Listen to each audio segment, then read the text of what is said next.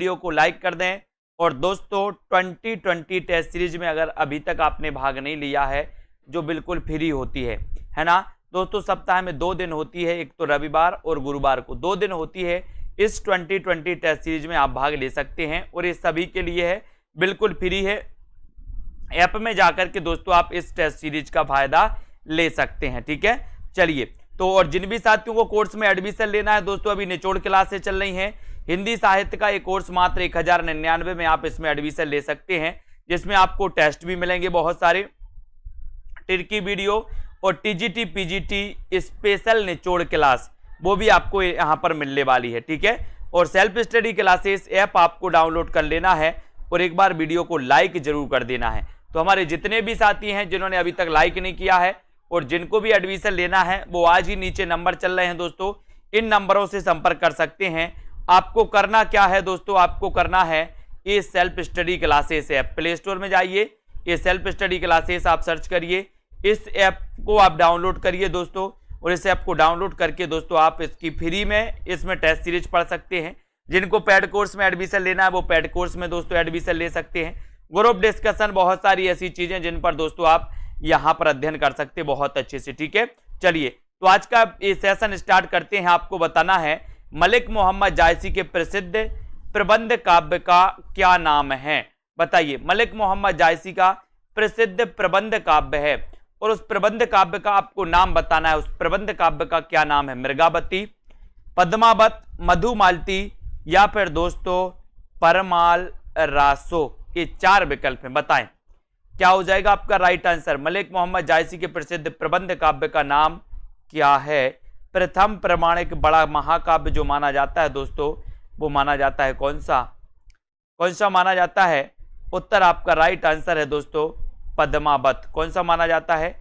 पद्मावत, यानी कि आपका जो विकल्प नंबर बी है वो बिल्कुल सही है, ठीक है। ये मृगावती के रचनाकार कौन है दोस्तों? कुतुबन है ना, आपको पता है। मधुमालती दोस्तों ये मंझन की रचना है।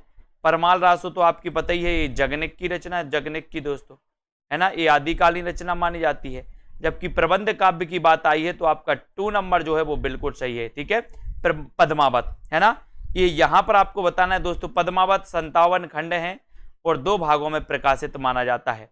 अगला क्वेश्चन है, सूफी मुक्तक काव्य का प्रथम रचयिता इनमें से कौन है? सूफी मुक्तक काव्य का प्रथम रचनाकार आपको बताना है दोस्तों। ये क्वेश्चन गलत है। अगला क्वेश्चन देखो, जायसी के श्रृंगार में मानसिक पक्ष प्रधान है, शारीरिक पक्ष दोस्तों गौण है। ये कथन किस आलोचनाकार का है? जायसी के श्रृंगार में मानसिक पक्ष प्रधान है, शारीरिक पक्ष गौण है, ये कथन किस आलोचक का है? रामचंद्र शुक्ल का, विजय देव नारायण शाही का, रामपूजन सहाय या फिर श्याम मनोहर पांडे?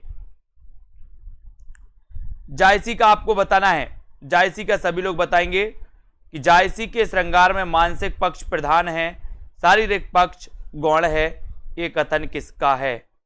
ये कथन बताइए। प्रश्न क्रमांक 386 का आंसर आपको चयन करना है। राइट आंसर क्या हो जाएगा? ये कथन किसका है? कथन बताना है। सभी लोग एक बार वीडियो को लाइक जरूर कर दें। ये कथन है दोस्तों रामचंद्र शुक्ल का। जायसी के श्रृंगार में मानसिक पक्ष प्रधान है और शारीरिक पक्ष कैसा है? गौण है ना। तो ये आपको पता होगा कि ये रामचंद्र शुक्ल जी का कथन है। अगला क्वेश्चन देखो, आदिकाल में किस कवि ने अभट्ट भाषा में रचना की है? किस कवि ने अभट्ट भाषा में रचना की है? जल्दी से बताइए, किस कवि ने अभट्ट भाषा में रचना की है? इसका उत्तर आपका आना चाहिए, जल्दी जल्दी बताओ। और सभी लोगों ने आंसर बता रहे हैं, सभी लोग लगातार, वेरी गुड, बहुत बढ़िया आंसर आया है। आंसर आपने बताया कि सर आदिकाल में किस कवि ने पूछा गया आपसे कि अबहट्ट में रचना की है, तो अबहट्ट में दोस्तों अब्दुल रहमान, यानी कि आपका 2 नंबर जो है वो बिल्कुल सही है। इन्होंने अबहट्ट में रचना की है दोस्तों, अब्दुल रहमान, ठीक है। इनकी रचना, इनका खंड काव्य एक आपने पढ़ा है दोस्तों, संदेश रासक, पढ़ा है ना अब्दुल रहमान का, है ना, बहुत बढ़िया। अगला क्वेश्चन देख लेते हैं, हिंदी का प्रथम महाकाव्य कौन सा है? सरल क्वेश्चन। हिंदी के प्रथम महाकवि और प्रथम महाकाव्य आपको बताना होता है। हिंदी का प्रथम महाकाव्य कौन सा है? कमेंट में लिखना है, लाइक करना है, अपने मित्रों तक शेयर करते रहें। हिंदी का प्रथम महाकाव्य कौन सा है? इसका उत्तर आपको बताना है पृथ्वीराज विजय, रामचरितमानस, पृथ्वीराज रासो या फिर पद्मावत। बताएं हिंदी का प्रथम महाकाव्य कौन सा है? हिंदी का प्रथम महाकाव्य कौन सा है? और सभी लोगों ने बताया है सर पृथ्वीराज रासो, यानी कि 3 नंबर। चंदवरदाई इसके रचनाकार हैं। बहुत बढ़िया आंसर। अगला क्वेश्चन है देसिल बहना सबजन मिठा, ये कथन किसका है? पंक्ति किसकी है? देसिल बहना सबजन मिठा, ये पंक्ति किसकी मानी जाती है? तुलसीदास की, सूरदास की, कबीरदास की या फिर विद्यापति की? देसिल बहना सबजन मिठा, ये पंक्ति किसकी मानी जाती है? अभ्यास करना है, जितना ज्यादा अभ्यास आपसे बनता है उतना ज्यादा अभ्यास करिए। देसिल बहना सबजन मिठा, ये पंक्ति किसकी मानी जाती है? और अच्छा क्वेश्चन आया है, बोले सर ये जो पंक्ति है देसिल बहना सबजन मिठा, ये पंक्ति किसकी है? विद्यापति। किसकी है? विद्यापति की। यानी कि आपका 4 नंबर जो है विद्यापति के बारे में सभी लोगों को पता है कि विद्यापति ने दोस्तों, है ना, 3 इनकी रचनाएं अपन को बहुत पूछी जाती हैं। कीर्ति लता इनकी पूछी जाती है ना, कीर्ति पताका इनकी पूछी जाती है, इनकी पदावली पूछी जाती है जो कि मैथिली भाषा में है दोस्तों, इनकी पदावली विद्यापति की, है ना। ये सबजन मिठा सभी को पता है। आदिकालीन साहित्य में वीर रस की रचनाओं में किस भाषा का प्रयोग किया गया है? वीर रस की रचनाओं में किस भाषा का प्रयोग किया गया है? जल्दी से आपको बताना है। वीर रस की रचनाओं में किस भाषा का प्रयोग किया गया? पिंगल का, डिंगल का, बुंदेली या फिर प्राकृत का? आदिकालीन साहित्य में वीर रस की कविताओं में, वीर रस की रचनाओं में किस भाषा का प्रयोग किया गया है, ये आपको बताना है। प्रश्न क्रमांक 390, और 390 में आपका उत्तर सभी ने बताया है कि सर वो किया है डिंगल भाषा का। कौन सी भाषा का? डिंगल। यानी कि यहाँ पर सी आपका राइट आंसर हो जाएगा। सी जिन्होंने आंसर बताया उनका आंसर बिल्कुल सही है। उपदेश रसायन के रचयिता कौन है? उपदेश रसायन रास, इसके रचयिता कौन माने जाते हैं दोस्तों? जिनदत्त सूरी, जिनधर्म सूरी, शालीभद्र सूरी या फिर धनपाल? उपदेश रसायन रास के रचयिता कौन माने जाते हैं? प्रश्न क्रमांक 391 का उत्तर आपको चयन करना है। उपदेश रसायन के रचयिता कौन है? अच्छा क्वेश्चन है, सभी लोग बताएं। और आपका राइट आंसर है, आंसर चला जाता है दोस्तों जिनदत्त सूरी। जिनदत्त सूरी यानी कि आपका जो 1 नंबर है जिनदत्त सूरी, वो बिल्कुल सही आंसर है। ये नंबर आपका राइट आंसर है। अगला क्वेश्चन देखो, कृष्ण के साथ राधा की महानता किस संप्रदाय की विशेषता है दोस्तों? कृष्ण के साथ राधा की महानता किस संप्रदाय की विशेषता है? श्री संप्रदाय की, रुद्र संप्रदाय की, ब्रह्म संप्रदाय की या फिर सनकादि संप्रदाय की? कृष्ण के साथ राधा की महानता किस संप्रदाय की विशेषता मानी जाती है? ये प्रश्न क्रमांक 392 आपसे पूछ रहा है, आपको उत्तर बताना है। सभी लोग बताएंगे।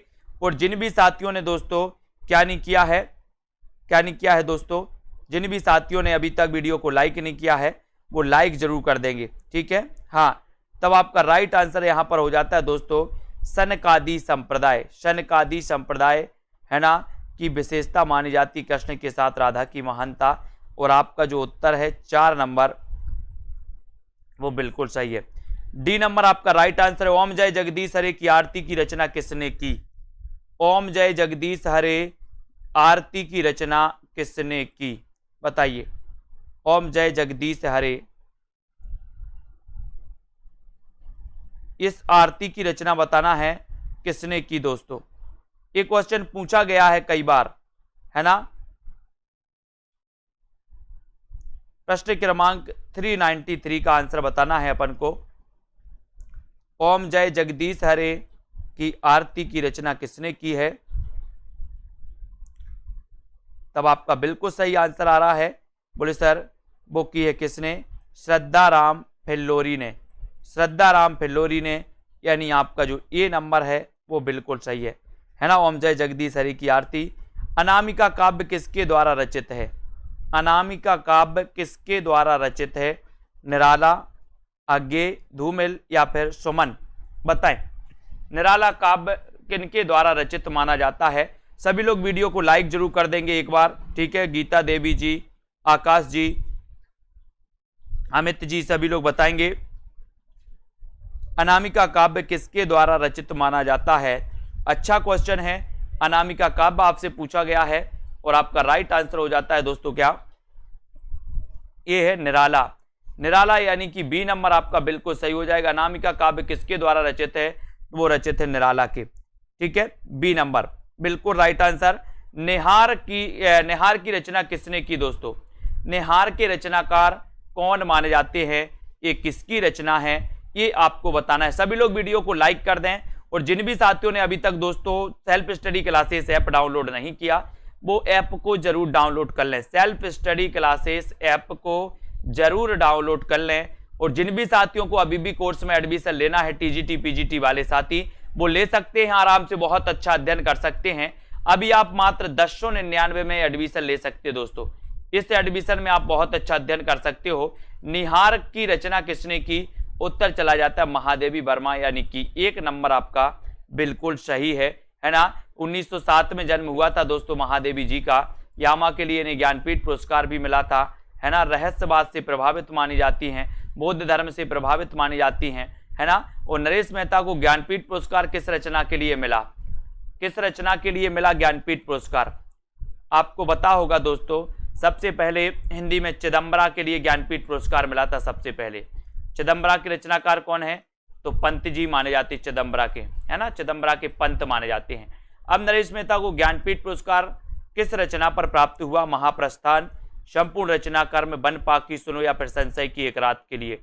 और सभी लोगों का आंसर बताया है कि सर ये संपूर्ण रचना क्रम के लिए मिला है, यानी आपका जो बी नंबर है, 2 नंबर जिन्होंने बताया है उनको बिल्कुल सही पता है ना। अगला क्वेश्चन, नाटक में कितने रसों का परिपाक माना जाता है?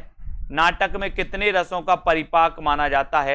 ये क्वेश्चन तो आपसे कई बार पूछ लिया गया है, फिर भी आपको उत्तर बताना है।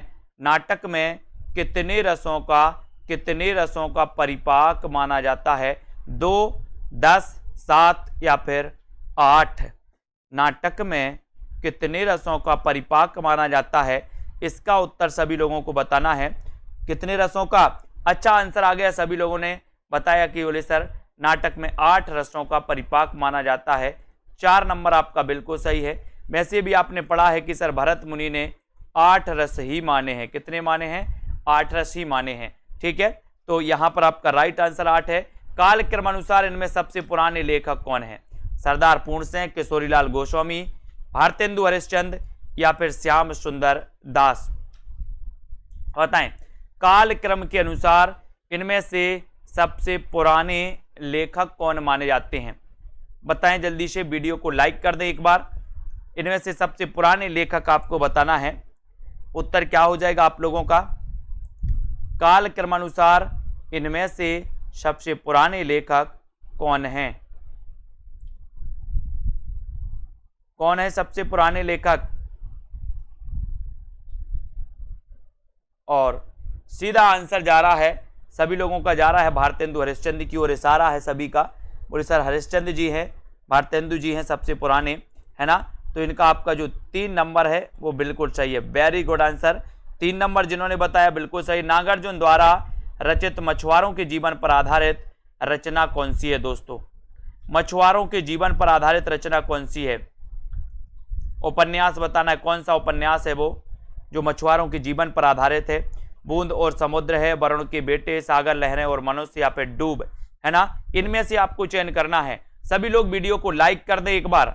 और जिन भी साथियों को अभी एडमिशन लेना है वो एडमिशन अभी भी ले सकते हैं। निचोड़ क्लासें आपकी चल रही हैं। टीजीटी पीजीटी में स्पेशल क्या है, हिंदी साहित्य का स्पेशल क्या है, ऐसी निचोड़ क्लासें 2:30 पर चलती हैं रोज, है ना। और नागार्जुन द्वारा रचित मछुआरों के जीवन पर आधारित जो रचना है दोस्तों वो कौन सी है? वरुण के बेटे, वरुण के बेटे, है ना। वरुण के बेटे, ये बी नंबर आपका बिल्कुल सही हो जाएगा। वरुण के बेटे राइट आंसर हो जाएगा यहाँ पर। मछुआरों के जीवन पर मछुआरों के जीवन पर आधारित है ना।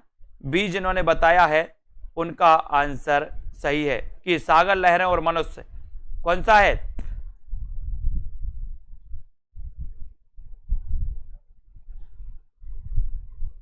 तब आपका राइट आंसर जाता है दोस्तों वरुण के बेटे, वरुण के बेटे यानी कि बी नंबर, है ना। मछुआरों के जीवन पर आधारित बताना था, बी नंबर आपका यहां पर राइट आंसर है।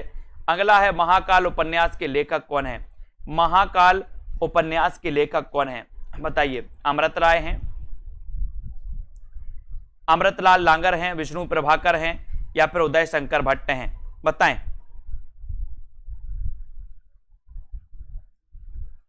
महाकाल उपन्यास के लेखक कौन हैं?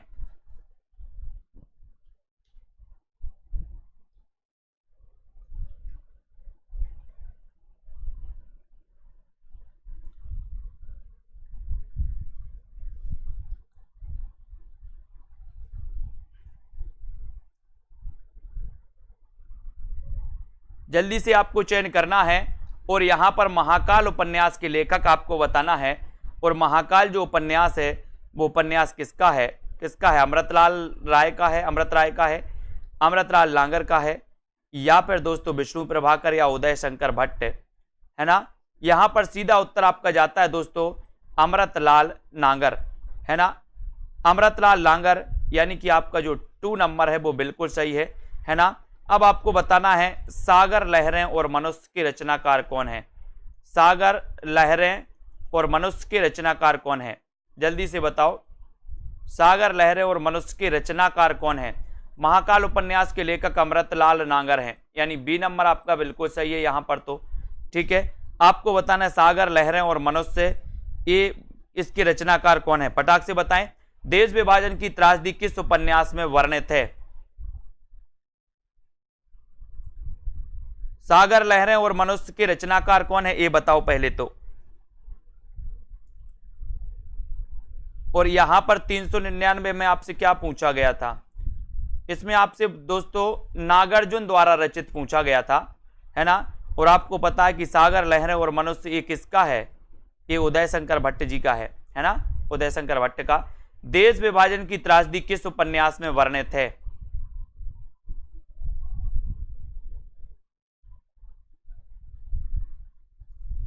देश विभाजन की त्रासदी, जल्दी से बताओ, देश विभाजन की त्रासदी किस उपन्यास में वर्णित है? और आपका सीधा उत्तर जाएगा झूठा सच। झूठा सच इसके रचनाकार कौन है?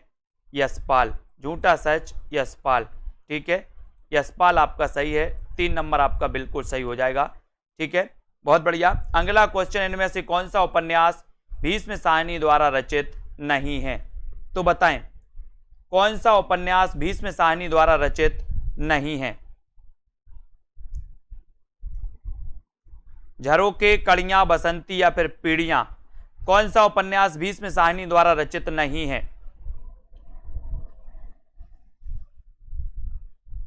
भीष्म साहनी द्वारा रचित नहीं है वो बताना है। लाइक जरूर कर दें एक बार। झरोके नहीं है, कड़िया नहीं है, बसंती नहीं है या फिर पीढ़ियां नहीं है। इनमें से कौन सा उपन्यास भीष्म साहनी द्वारा रचित नहीं है, इसका उत्तर आपको बताना है। और इसमें आपका बिल्कुल सही आंसर आया है पीढ़ियां। बहुत बढ़िया। पीढ़ियां ये भीष्म साहनी का नहीं है। बसंती, कड़ियां और झरोके ये तीनों हो जाएंगे। आपका उत्तर चौथे की तरफ जाएगा, 4 नंबर की तरफ जाएगा। कौन सा कहानी संग्रह प्रेमचंद का नहीं है? प्रेमचंद का कौन सा कहानी संग्रह नहीं है दोस्तों? प्रेम पच्चीसी, प्रेम द्वादशी, मोहब्बत की राहें या फिर सप्त सरोज, कौन सा कहानी संग्रह प्रेमचंद का नहीं है? कौन सा कहानी संग्रह प्रेमचंद का नहीं है? बताएं कौन सा कहानी संग्रह प्रेमचंद का नहीं है, इसका उत्तर आपको बताना है। सभी लोग बताएंगे उत्तर क्या हो जाएगा।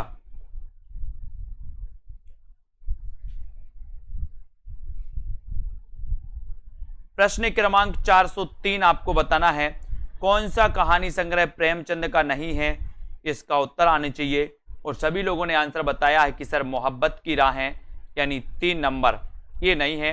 बाकी प्रेम द्वादशी, प्रेम पचीसी, सब सरोज ये माने जाते हैं। तो ये सी नंबर आपका बिल्कुल सही है, सी विकल्प आपका राइट आंसर है। गुंडा कहानी प्रसाद के किस कहानी संग्रह में संकलित है? गुंडा कहानी पूछी जाती है दोस्तों, है ना। गुंडा का प्रसाद अपन याद करने बोले सर, गुंडों का प्रसाद मिल गया हमें, गुंडों का प्रसाद, ठीक है। तो गुंडा कहानी प्रसाद के किस कहानी संग्रह में संकलित है? इसका उत्तर आपको बताना है। इंद्रजाल, आकाशदीप, प्रतिध्वनि या फिर आंधी। गुंडा कहानी संग्रह कहानी प्रसाद के किस कहानी संग्रह में संकलित है? प्रश्न क्रमांक 404 में। इंद्रजाल में है क्या, है ना, आकाशदीप में है? तो बिल्कुल सही आंसर है। बोले सर इंद्रजाल टिक कर दो, मैंने इंद्रजाल लगा दिया। गुंडा कहानी इंद्रजाल कहानी संग्रह में दोस्तों संग्रहित हैं। अगले क्वेश्चन की ओर हम बढ़ेंगे।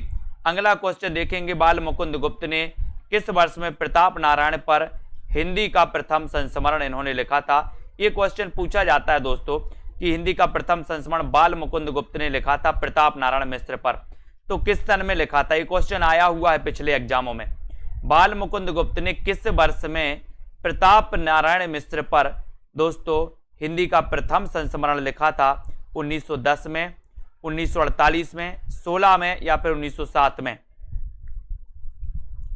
405 का उत्तर सभी लोगों को बताना है। और जिन्होंने अभी तक वीडियो को लाइक नहीं किया वो लाइक जरूर करें, लाइक सभी को करना है। और जिन भी साथियों को मॉडल पेपर पर दोस्तों मॉडल पेपर लेना है वो मॉडल पेपर ले सकते प्रैक्टिस के लिए। जिनको दोस्तों टेस्ट सीरीज लेनी है 3000 प्रश्नों की, वो टेस्ट सीरीज ले सकते हैं। जिनको संस्कृत वाला सिलेबस के अनुसार कोर्स लेना है तो रिकॉर्डेड वीडियो उसमें आपको मिल जाएंगे संस्कृत वाले भी। और जिनको हिंदी साहित्य का दोस्तों संपूर्ण कोर्स निचोड़ कोर्स टेस्ट सीरीज लेनी है तो एक कोर्स है 1099 में, जिसमें आप एडमिशन ले सकते हैं। और यहाँ पर आपने बिल्कुल सही आंसर बताया है। 1907 में इन्होंने लिखा था, यानी कि आपका जो 4 नंबर है, डी नंबर है, वो आंसर बिल्कुल सही है। बाजे पायलिया के घुंघरू के लेखक कौन है?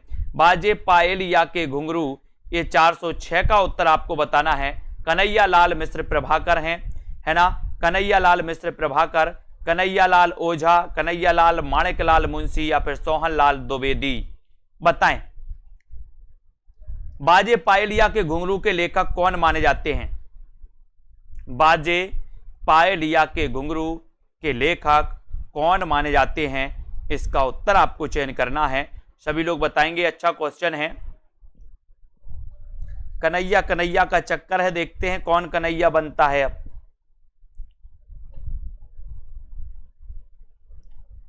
कौन का आंसर सही आता है? और बहुत सारे लोगों ने आंसर सही बताया है। बोले सर कन्हैया लाल मिश्र प्रभाकर, है ना, ये नंबर आपका बिल्कुल सही है, बहुत बढ़िया। ये नंबर आपका राइट आंसर हो जाता है। इनमें से कौन सी कृति संस्मरण विधा की नहीं है? कौन सी कृति संस्मरण विधा की नहीं है? पथ के साथी, हम हसमत, लौटा उधार या फिर मित्र संवाद? कौन सी रचना संस्मरण विधा से संबंधित नहीं है? इसका उत्तर आपको लिखना है। 4 विकल्प हैं।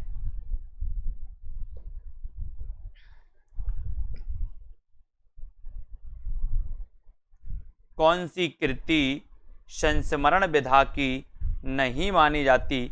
पथ के साथी, हम हसमत, लौटा उधार या फिर मित्र संवाद? प्रश्न क्रमांक 407 और 407 में नहीं मानी जाती पूछा गया आपसे। तो नहीं मानी जाती में बहुत सारे लोगों ने आंसर बिल्कुल सही बताया है, मित्र संवाद, यानी 4 नंबर।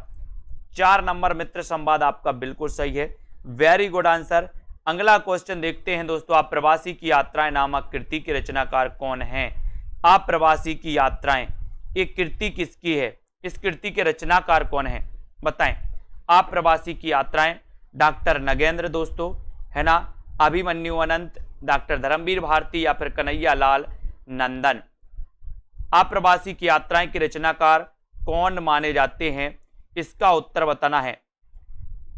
सभी लोग लाइक जरूर करते जाएं दोस्तों। ये सेशन अपना रोज 9 बजे होता है, रोज 9 बजे हम अभ्यास करते हैं। पता नहीं कौन सा प्रश्न एग्जाम में आपके आ जाएं, इसलिए दोस्तों अभ्यास करना बहुत जरूरी है। अप्रवासी की यात्राएं नामक कृति के रचनाकार कौन है? डॉक्टर नगेंद्र हैं क्या, है ना, या फिर दोस्तों अभिमन्यु अनंत हैं, धर्मवीर भारती या फिर कन्हैया लाल नंदन। तो बहुत सारे लोगों ने आंसर आ गया है, सभी का आ गया है कि सर ये जो हैं ये डॉक्टर नगेंद्र हैं, है ना, बिल्कुल सही आंसर। प्रिंस ऑफ वेल्स की भारत यात्रा का विस्तृत और ब्यौरेवार दोस्तों वर्णन युवराज की यात्रा शीर्षक से किसने किया? प्रिंस ऑफ वेल्स की भारत यात्रा का विस्तृत ब्यौरेवार वर्णन युवराज की यात्रा शीर्षक से किसने किया? किसने किया बताइए? सत्यदेव परिव्राजक ने, मौलवी महेश प्रसाद ने, चंडी प्रसाद सिंह या फिर भगवान दीन दुबे ने। प्रिंस ऑफ वेल्स की भारत यात्रा का विस्तृत और ब्यौरेवार वर्णन युवराज की यात्रा शीर्षक से किसने किया? किसने किया? सभी लोग बताएं। युवराज की यात्रा नाम से। प्रश्न क्रमांक 409 और 409 में युवराज की यात्रा नाम से बहुत सारे लोग आंसर बता रहे हैं। आंसर अधिकांश लोगों ने बताया है दोस्तों, क्या है ना, सी की तरफ जा रहा है सभी लोगों का आंसर। वेरी गुड, बहुत बढ़िया आंसर। चंडी प्रसाद आपका बिल्कुल सही है, चंडी प्रसाद से है ना। इन्होंने युवराज की यात्रा शीर्षक से दोस्तों इन्होंने इसका विवरणवार वर्णन किया है, चंडी प्रसाद ने। और 3 नंबर आपका बिल्कुल सही है। निर्मल वर्मा का यात्रा संस्मरण चीड़ों पर चांदनी आधारित है दोस्तों। किस पर आधारित है? शिमला प्रवास पर आधारित है, मेघालय प्रवास पर आधारित है, यूरोप प्रवास पर या एशिया प्रवास पर? सभी लोगों को बताना है। निर्मल वर्मा का यात्रा संस्मरण चीड़ों पर चांदनी आधारित है। किस पर आधारित है? सभी लोग बताएंगे। और जिन भी साथियों को ऐप डाउनलोड जरूर कर लें सभी लोग, सेल्फ स्टडी क्लासेस, यहां पर आपके लिए फ्री टेस्ट सीरीज भी होती है। और जिनको पेड टेस्ट सीरीज लेनी है वो पेड टेस्ट सीरीज भी ले सकते हैं दोस्तों। निर्मल वर्मा का यात्रा संस्मरण चीड़ों पर चांदनी आधारित है, तो किस पर आधारित है? बहुत बढ़िया आंसर आपको लोगों ने लगाया है, यूरोप प्रवास पर आधारित है। यानी कि आपका जो सी नंबर है वो बिल्कुल सही है, यूरोप प्रवास पर आधारित है। Very good, 3 number right answer. Ghalib छूटी शराब किसकी आत्मकथा है?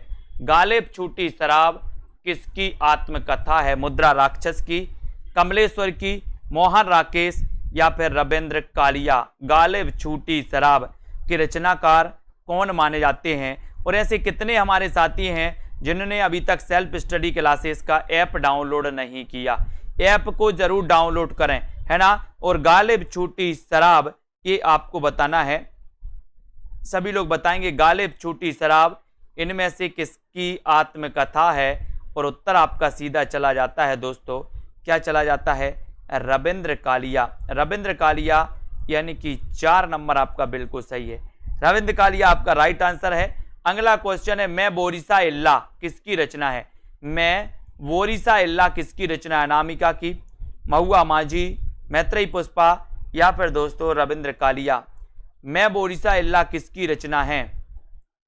किसकी रचना मानी जाती है?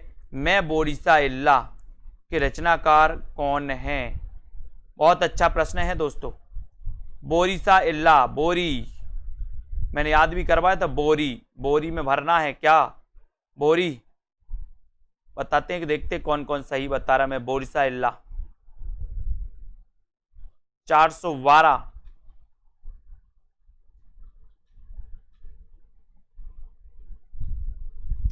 412 का आंसर सभी को बताना है। और राइट आंसर आपका जाता है दोस्तों, बोरी में भरना। बोले सर हमें बोरी में भरना है क्या? महुआ जानते ना, महुआ का पेड़ आपने देखा होगा, महुआ आते हैं, तो ये महुआ हमें बोरी में भरना है। बोरी में भरना है महुआ। तो बोरी से बोरिसा इल्ला और दोस्तों महुआ माझी, यानी कि 2 नंबर आपका बिल्कुल सही है। इनमें से नई कहानी आंदोलन के प्रारंभकर्ताओं में कौन नहीं है? नई कहानी आंदोलन, नई कविता आंदोलन मत समझ लेना। नई कहानी आंदोलन के प्रारंभकर्ताओं में कौन दोस्तों कौन नहीं है? हाँ, कौन नहीं है? कमलेश्वर नहीं है, राजेंद्र यादव, ज्ञान रंजन या फिर दोस्तों सभी लोग बताएंगे मोहन राकेश। इनमें नई कहानी आंदोलन के प्रारंभकर्ताओं में से कौन नहीं है वो बताएंगे। और सही आंसर क्या होगा? महुआ माझी। नई कहानी आंदोलन के प्रारंभकर्ताओं में कमलेश्वर, राजेंद्र यादव, ज्ञान रंजन या फिर मोहन राकेश। और बिल्कुल सही आंसर आ गया सभी लोगों का कि सर इसका टिक लगा दो, ज्ञान रंजन, है ना, ज्ञान रंजन, यानी कि 3 नंबर सी नंबर आपका बिल्कुल सही है। नाचो बहुत गोपाल की नायिका कौन है? नायिका कौन है? मृणालिनी, बुधिया, निर्गुनिया या फिर सिलिया? नाचो बहुत गोपाल, नाचो बहुत गोपाल, इसके रचनाकार भी आपको बताना है। इसके रचनाकार कौन है? नाचो बहुत गोपाल, इसके रचनाकार कौन है और इसकी नायिका कौन है? बताइए, 2 क्वेश्चन आपके सामने हैं। नाचो बहुत गोपाल, इसकी नायिका कौन है नाचो बहुत गोपाल की? और सभी लोगों ने बिल्कुल सही आंसर बताया है कि सर नाचो बहुत गोपाल की नायिका है निर्गुनिया। कौन है? निर्गुनिया है, निर्गुनिया, यानी 3 नंबर आपका बिल्कुल सही है। सी नंबर आपने जिन्होंने भी सी बताया है उनका निर्गुनिया बिल्कुल सही है। नाचो बहुत गोपाल के रचनाकार कौन है? जल्दी से फटाफट लिखना है। निर्गुनिया आपका सही हो जाएगा। यह पथबंधुता उपन्यास के लेखक कौन है? यह पथबंधुता, यह पथबंधुता उपन्यास के लेखक कौन है? बहुत बढ़िया, नाचो बहुत गोपाल, है ना, वेरी गुड। यहां पर बताना, यह पथबंधुता उपन्यास के लेखक कौन माने जाते हैं? यह पथबंधुता उपन्यास के लेखक कौन है? और यहां पर आपका राइट आंसर क्या है? नरेश मेहता है, विवेकी राय है ना, या फिर दोस्तों श्रीलाल शुक्ल या राजेंद्र अवस्थी? यह पथबंधुता, बहुत बढ़िया, वेरी गुड आंसर, है ना। आंसर आ गया है नरेश मेहता, ठीक है। नाचो बहुत गोपाल अमृतलाल लांगर का है, वेरी गुड, है ना। ये यह पथबंधुता, ये उपन्यास के लेखक हैं कौन? नरेश मेहता, है ना। नरेश कैसे बन गया? बोले सर ये तो पथबंधुता, ये नरेश कैसे बन गया? रंग दे बसंती चोला नाटक के रचनाकार कौन है? रंग दे बसंती चोला ये किसका नाटक है? नरेश मेहता का है, विवेकी राय का है, भीष्म साहनी या फिर विनोद रस्तोगी? विनोद रस्तोगी। रंग दे बसंती चोला नाटक के रचनाकार कौन माने जाते हैं? रंग दे बसंती चोला नाटक के रचनाकार कौन माने जाते हैं? इसका उत्तर आपको बताना है। 4 विकल्प आपके सामने हैं। रंग दे बसंती चोला नाटक के रचनाकार आपको बताना है। और बहुत बढ़िया आंसर, देखते हैं कौन कौन सही बता रहा है आंसर।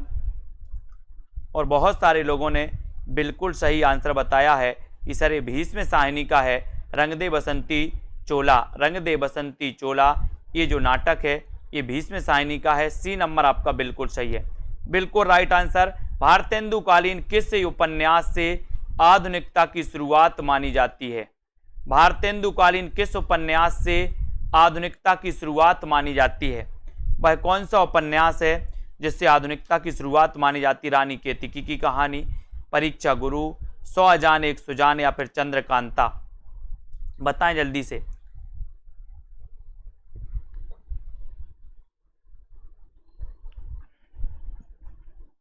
भारतेंदुकालीन किस उपन्यास से आधुनिकता की शुरुआत मानी जाती है?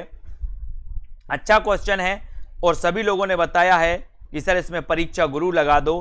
परीक्षा गुरु मैंने लगा दिया, 1882 का है ये, है ना। निवास दास का, श्रीनिवास दास का, वेरी गुड। अगला क्वेश्चन देखो, मादा कैक्टस नाटक के लेखक कौन है?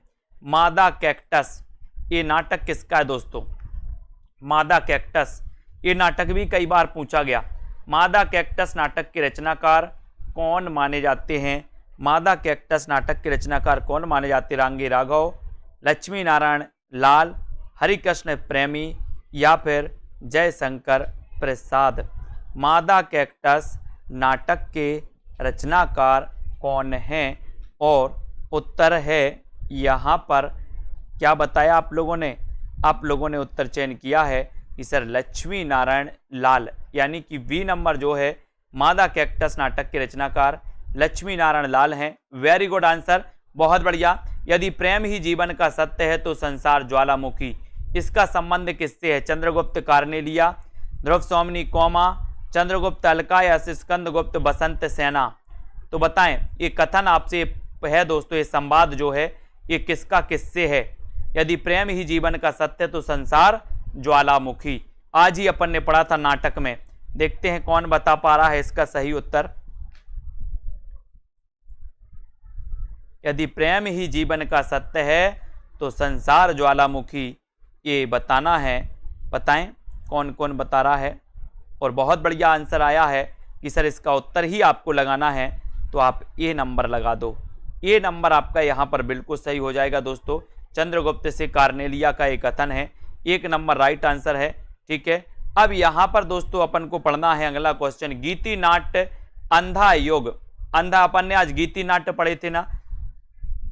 ये अंधा योग क्या है? ये गीति नाट्य है। हिंदी का प्रथम गीति नाट्य कौन सा है? करुणालय, है ना, करुणालय अपन ने पढ़ा है। तो ये अंधा युग भी क्या काय की श्रेणी में आता? गीति नाट्य की। अब आपको बताना है कि इसके रचनाकार कौन है अंधा योग के। अंधा योग के रचनाकार कौन माने जाते हैं, इसका आंसर सभी लोग बताएंगे। एक बार वीडियो को लाइक जरूर कर दें दोस्तों, अपने मित्रों तक शेयर कर दें। ये सेशन रोज 9 बजे होता है। अभी ऑफर चल रहा है, जिन भी साथियों को टेस्ट सीरीज लेना हो, जिन भी साथियों को दोस्तों आपको मॉडल पेपर लेना हो, जिन भी साथियों को एडमिशन लेना हो निचोड़ क्लास में, वो ले सकते हैं। मात्र 1099 में निचोड़ क्लास में ले सकते हैं। Hindi TGT PGT special class में, है ना। गीति नाट्य अंधा योग किसकी रचना है? तो आपने बिल्कुल सही बताया, धर्मवीर भारती। आषाढ़ का एक दिन में किसका भाव भीना और प्रेम विभोर व्यक्तित्व भरता है दोस्तों?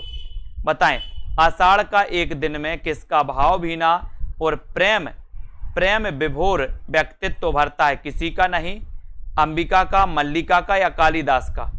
किसका उभरता है? आषाढ़ का एक दिन, इसके रचनाकार कौन है? इसके रचनाकार भी आपको बताना है।